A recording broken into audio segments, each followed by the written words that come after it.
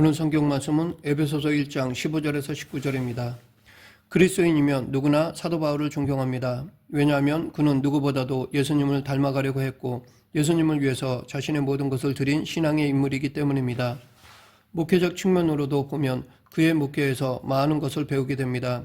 보면 볼수록 사도 바울은 훌륭한 목회자입니다. 이 훌륭한 목회자를 요즘 기준으로 보면 아마도 큰 교회를 목회하는 목자로 볼 수 있을 것입니다.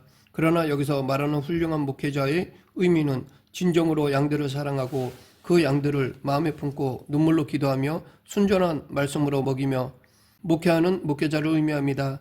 그리고 주님의 몸된 교회를 세워 나가는 데 있어서 모든 수고와 헌신을 다하되 결코 자신이 주인됨을 주장하지 않는 목회자입니다.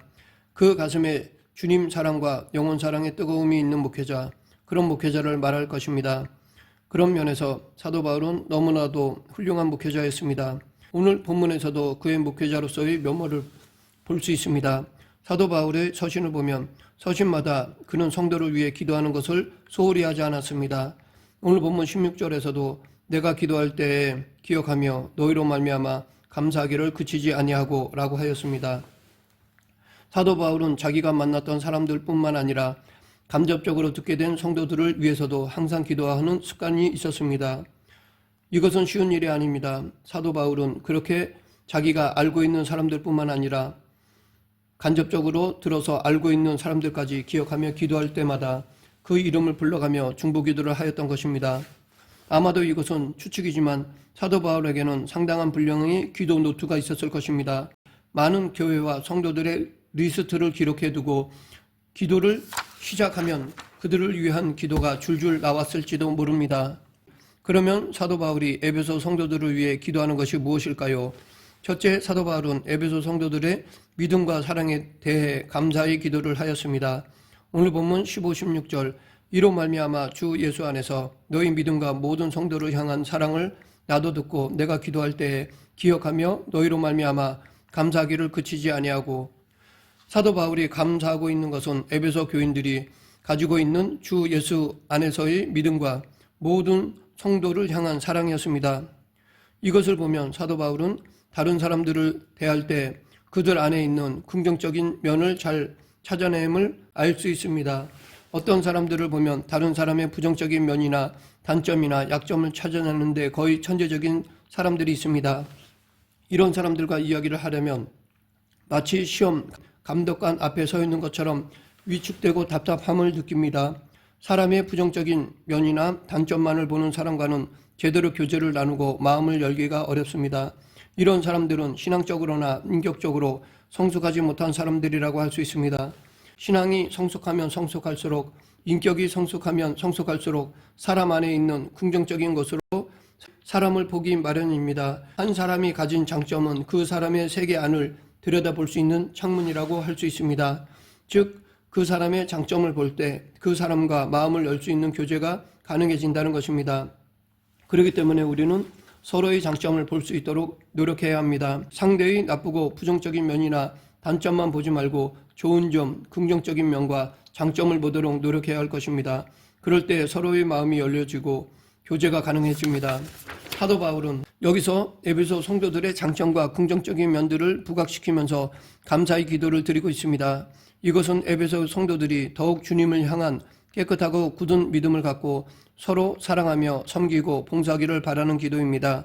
그들을 인정해주고 기도해줌으로써 더욱 믿음과 사랑의 생활을 열심히 해나가길 격려해주고 있는 것입니다. 이런 기도가 우리에게도 있어야 합니다. 어떤 사람도 모든 것을 다 잘할 수는 없습니다. 몇 번은 실수하고 몇 가지 단점도 있습니다. 그러나 단점만을 지적하면 그 사람은 그나마 잘하던 것도 잘 못하게 될 수 있습니다. 의기소침하게 되고 상처를 받습니다. 하지만 잘하는 몇 가지를 격려해주고 칭찬해주고 계속해서 잘할 수 있도록 기도해주면 힘을 얻어 앞으로 잘해낼 뿐만 아니라 다른 것들도 잘 해낼 수 있습니다. 이렇게 장점을 보고 격려해주고 칭찬해주고 기도해주는 그 자체가 사람을 긍정적으로 변화시킬 수 있는 능력이 됩니다. 둘째, 사도 바울은 지혜와 계시의 영을 에베소 성도들에게 주시기를 기도하였습니다. 오늘 본문 17절 우리 주 예수 그리스도의 하나님 영광의 아버지께서 지혜와 계시의 영을 너희에게 주사 하나님을 알게 하시고 여기서 영은 성령을 의미합니다. 즉 지혜와 계시의 성령을 달라는 것입니다. 그 이유가 17절부터 19절까지입니다. 17절을 보면 우선 하나님을 알 수 있도록 지혜와 계시의 성령을 달라는 것입니다. 사람들이 가지고 있는 착각 중에 하나가 우리의 이성으로 하나님을 알 수 있다는 것입니다. 그래서 나타난 것이 철학이고 종교입니다. 대부분의 종교는 인간의 이성으로 하나님을 알려고 하는 종교입니다. 그러나 인간의 이성으로는 하나님을 알 수 없습니다. 극히 제한되어 있습니다. 우리가 하나님에 대해 알려면 성령께서 우리의 눈과 마음을 열어주셔서 깨달음을 주실 때 가능합니다.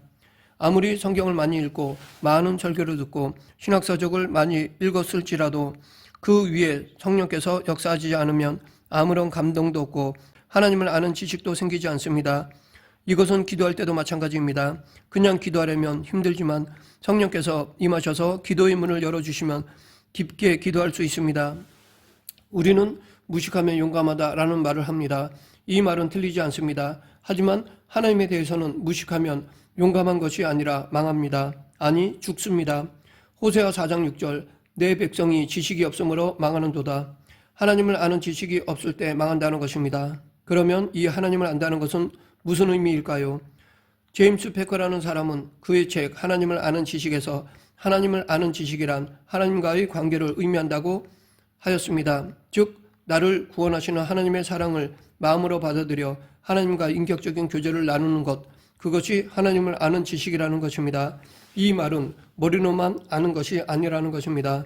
오늘 본문 말씀도 동일하게 말하고 있습니다. 17절 상반절에 보면 우리 주 예수 그리스도의 하나님이라는 말이 나옵니다. 왜 이런 표현을 썼을까요? 이 말은 하나님을 알려고 하면 예수 그리스도를 만나야 한다는 것입니다. 하나님은 예수 그리스도를 통해 우리에게 오셨습니다. 임마누엘 하신 것입니다. 예수 그리스도의 성육신과 사역과 십자가를 통해 하나님이 어떤 분이신지 하나님의 사랑이 무엇인지를 우리에게 보여주신 것입니다.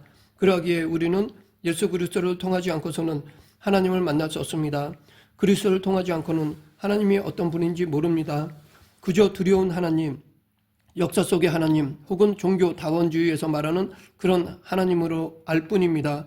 오늘날 많은 사람들이 종교 다원주의라 해서 타 종교를 통해서도 하나님을 만날 수 있다고 하는데 그것은 절대 불가능합니다. 오직 예수 그리스도만이 하나님을 만날 수 있고 알 수 있는 유일한 길이요 진리요 생명이십니다. 그러므로 사도 바울은 우리 주 예수 그리스도의 하나님이라고 표현한 것입니다. 그러하기에 우리가 힘써 해야 할 것은 예수 그리스도를 나의 주님으로 영접하는 것입니다. 그러면 하나님에 대해 알 수 있는 길이 열립니다. 그리고 더욱 힘써 예수 안에 거해야 합니다. 그래야 할 때 우리는 하나님을 알아가는 기쁨을 맛볼 수 있습니다. 우리가 하나님을 알 때 생기는 기쁨은 정말 좋습니다. 행복합니다. 말로만 듣고 머리로만 알았던 하나님이 내 마음에서 인정이 되고 내 마음과 삶에서 깨달아질 때 생기는 기쁨은 정말 황홀합니다.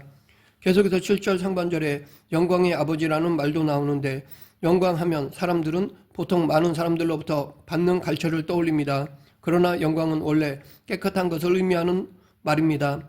이 세상에서 가장 깨끗한 것보다 더 깨끗하면 빛이 나게 됩니다. 그것이 바로 영광입니다. 신에 대해 보통 사람들이 지닌 개념은 자기 안에 있는 자아의 투영입니다. 그래서 보통 신이라면 지저분하고 질투와 욕심이 많습니다. 그리스 로마의 신들이 그렇고 무속인들이 믿는 귀신들도 그렇습니다. 그러나 우리가 그리스도 안에서 발견한 하나님은 거룩하신 하나님이십니다. 너무나도 정결하기 때문에 깨끗하다는 표현도 그분에게는 어울리지 않습니다. 천사조차 그 앞에서는 얼굴을 들 수 없을 정도로 정결한 분이십니다. 그런데 그 하나님이 우리 아버지이십니다. 그분이 우리를 말할 수 없는 사랑으로 사랑하십니다.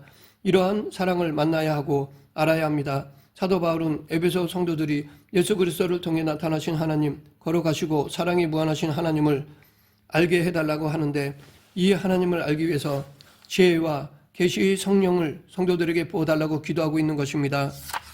셋째, 사도 바울은 에베소 성도들의 마음의 눈을 밝혀달라고 기도하였습니다. 오늘 본문 18절 너희 마음이 눈을 밝히사 그의 부르심의 소망이 무엇이며 성도 안에서 그 기업의 영광의 풍성함이 무엇이며 좀 더 구체적으로 말하면 지혜와 계시의 성령을 주셔서 우리의 어두운 마음이 밝아지고 그들의 흐릿한 영의 눈이 밝아지게 해달라는 기도입니다.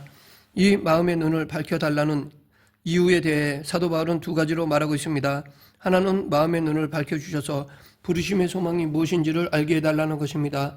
주님께서 우리를 부르셨습니다. 수고하고 무거운 짐진 자들아 다 내게로 오라. 멸망에서 죄 가운데서 시험과 환난에서 가난과 궁핍에서 온갖 저주에서 우리를 다 불러서 궁핍한 자는 부유하게 하시고 병든 자는 낫게 하시고 멸망 중에 있는 자는 구원받게 하시고 시험 중에 있는 사람은 보호해 주시기 위해서 불러주셨습니다. 하나님의 놀라운 사랑과 은혜의 복을 주시기 위해 우리를 부르셨습니다. 하나님의 나라와 그 뜻을 이 땅에 이루는 일꾼으로 우리를 불러주셨고 하나님의 영광을 위해 우리를 불러주셨습니다. 바로 이 부르심의 소망을 알게 해달라는 것입니다. 다른 하나는 마음의 눈을 밝히사 그 기업의 영광의 풍성함이 무엇인지를 알게 해달라는 것입니다. 기업의 영광의 풍성함이란 기업은 상속물을 말합니다. 다시 말해 이 말은 하나님께서 그의 택하신 백성들에게 주시겠다고 약속하신 복을 말합니다. 성경을 창세기부터 요한계시록까지 읽으면서 하나님께서 그 택한 백성들에게 약속하신 복이 무엇인지를 찾아보면 얼마나 풍성하고 얼마나 놀라운 복과 은혜를 약속하셨는지를 찾아볼 수 있습니다. 이뿐 아니라 장차 우리가 천국에서 하나님과 함께 영원히 살 것임을 약속하셨습니다. 하나님께서 우리에게 약속하신 이 복들을 기억하면 이 땅에서의 고난과 어려움은 아무것도 아닙니다. 그리고 어떠한 상황 가운데서도 부유한 자로 살 수 있고 강한 자로 살 수 있습니다. 설령 내가 가난하고 고난 가운데 있다 할지라도 하나님의 약속을 믿는 자는 부유한 자로 살 수 있습니다. 요셉이 이 사실을 잘 보여주고 있습니다. 비록 형들에 의해 노예로 팔려가고 또 모함을 받아 감옥에 갇히는 신사가 되었지만 요셉은 그 상황을 보지 않고 하나님께서 자신에게 보여주신 꿈을 보았고 약속을 바라보았습니다. 그리고 하나님께서 그의 믿음대로 그 꿈을 이루어 주셨고 약속을 이루어 주셨습니다. 욥도 마찬가지입니다. 하루아침에 가족과 전 재산이 다 날아가 버리고 자신도 극심한 피부병에 걸려 고난 가운데 있었지만 그는 하나님을 바라보았습니다. 그랬을 때 그는 그의 믿음이 하나님께 인정받았을 뿐만 아니라 다시금 풍성하게 채워주시는 하나님의 은혜를 경험할 수 있었습니다. 넷째, 사도 바울은 에베소 성도들의 마음의 눈을 밝히사 믿는 우리에게 베푸시는 능력이 지극히 크심이 어떤 것임을 알게 해달라고 하였습니다. 19절, 그의 힘의 위력으로 역사하심을 따라 믿는 우리에게 베푸시는 능력이 지극히 크심이 어떠한 것을 너희로 알게 하시기를 구하노라. 하나님의 능력이 얼마나 큰가를 알기를 원한다는 기도입니다. 그런데 20절에 보면 이 능력은 그리스도 안에서 이루어진다고 하였습니다. 즉 모든 역사는 예수님을 떠나서는 이루어질 수가 없다는 것입니다. 예수님께서도 요한복음 15장 5절에서 나는 포도나무여 너희는 가지니 저가 내 안에 내가 저 안에 있으면 이 사람은 과실을 많이 맺나니 나를 떠나서는 너희가 아무것도 할 수 없습니다 라고 말씀하셨습니다. 예수님 안에서의 능력은 죽은 자 가운데서 살리는 능력이요 만물을 그 발 아래 복종케 하시는 능력입니다. 이처럼 예수님 안에서 참된 생명이 있고 예수님 안에서 참된 소망과 참된 응답이 이루어지고 예수님 안에서 열매가 맺혀지고 예수님 안에서 세상을 이기고 사단을 이기고 죄를 이기고 나를 이기는 능력이 나옵니다. 하나님은 우리가 예수 안에 있는 이 능력을 알기 원하시고 이 능력을 마음껏 누리기를 원하십니다. 말씀을 맺겠습니다. 오늘 본문은 사도 바울의 중보기도입니다. 그 기도는 크게 두 가지입니다. 첫째는 주 예수 안에서의 믿음과 모든 성도를 향한 사랑이 더욱더 깊어지고 풍성해질 수 있기를 바라는 것이고, 둘째는 지혜와 계시의 영을 주셔서 하나님을 알게 하시고 그 마음의 눈을 밝히셔서 우리를 부르신 부름의 소망과 우리에게 주신 기업이 얼마나 영광스럽고 풍성한지, 그리고 우리에게 베푸신 능력이 얼마나 큰지를 볼 수 있게 해달라는 것입니다. 그런데 이 기도는 에베소 성도들에게만 하는 기도가 아니라 우리 자신을 위해서 기도해야 하고 서로를 위해서 기도해야 할 내용이고 우리 교회를 위해서 기도해야 할 제목입니다. 이 기도를 드리는 저와 여러분이 되기를 간절히 축원합니다. 기도하겠습니다. 사랑과 은혜가 풍성하신 하나님 아버지, 내 자신만 아니라 믿음의 공동체와 이웃을 위해서도 기도하는 자가 되게 하여 주시옵소서. 예수님 이름으로 기도드립니다. 아멘.